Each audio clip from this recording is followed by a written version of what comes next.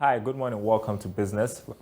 My name is Darryl. Now, 6 years after the Maritime Boundary Dispute ruling in favor of Ghana, the country is here to realize the full benefits of the ruling by The Hague. Ghana and Ivory Coast were in dispute over the exploration of hydrocarbons in litigated areas. The president, Akufo-Addo, made the disclosure at a ceremony to open the National Honors and Awards 2023. Let's take a listen to him.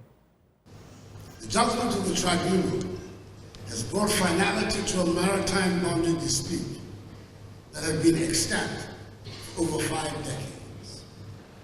Although the precise economic impact has yet to be conclusively established, what has emerged quite clearly is that our western maritime boundary remains intact.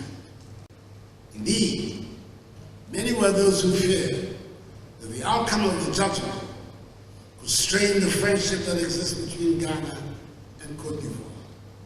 On the contrary, thanks largely to the spirit of understanding and accommodation exhibited by that great African statesman, President Alassane Ouattara of Côte d'Ivoire, it has rather strengthened the bonds of cooperation between us.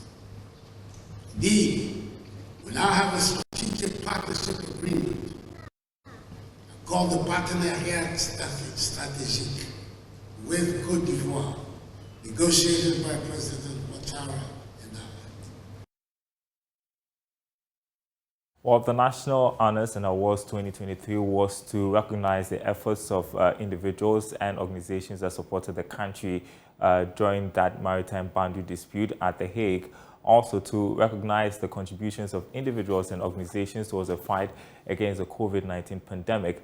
CEO of the multimedia group, Kwesi Twum, was celebrated. Also recognized was accounting and auditing firm, KPMG. Here's Senior Tax Manager, Anthony Sapong.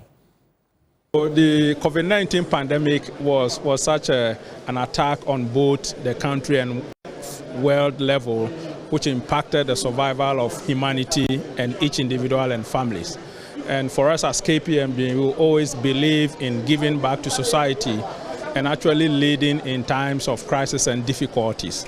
And therefore, we put in a lot of sacrifices, volunteered people to make sure that the structures that were put together by the state and private sector, we supported them to make sure that we deliver at least relief to Ghanaians.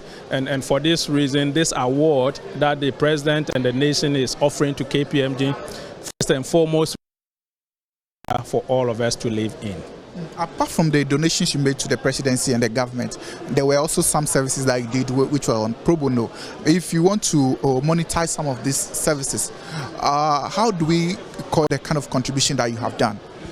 Well, so in terms of the areas that we covered, there were 4 major projects that as KPMG and our resources we used. First was the Feeding the Kayo project, which was feeding the poor and the street and the homeless for the first 2 weeks of the lockdown. So we supported with the accounting as well as the distribution of meals. The second was also supporting with disbursement of meal coupons to frontline workers, which we supported in terms of accounting resources. And then the third one, which was also major and foremost, is the construction of the first infectious disease center in Ghana. So again, we acted as the reporting accountant, supporting the project, managing the project risk to ensure that it was within budget and also in completion time. And then the fourth one was also supporting the National COVID Trust Fund with organizational setup and administrative support.